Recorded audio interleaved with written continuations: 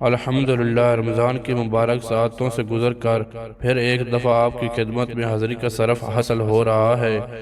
رحمت قوانین صلی اللہ علیہ وآلہ وسلم ارشاد فرماتے ہیں، جس نے رمضان کے روزے رکھے اور پھر شوال یعنی جو ابھی مہینہ چل رہا ہے اس میں 6 روزے مزید رکھے گا تو گویا اس نے پورے سال کے روزے رکھے۔ تو یہ 6 نفلی روزے ہوتے ہیں، نفل کی نیت سے یہ رکھنے ہوں گے۔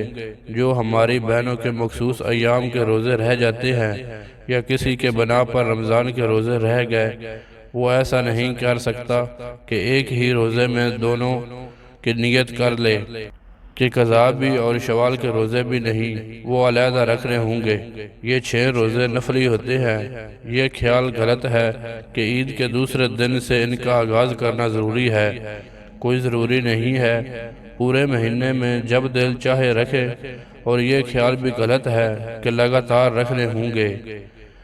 آپ ایک روزہ رکھیں، 2 دن نہ رکھیں، پھر رکھ لیں، اس طرح ایک ایک کر کے رکھ سکتے ہیں۔ پیارے دوستو، بہترین احادیث، اسلامک واقعات، اسلامک کہانی کے لیے ہمارا چینل ضرور سبسکرائب کریں اور صدقہ جاریہ سمجھ کر ہماری ویڈیو کو زیادہ سے زیادہ شیئر کریں۔ جزاک اللہ خیر۔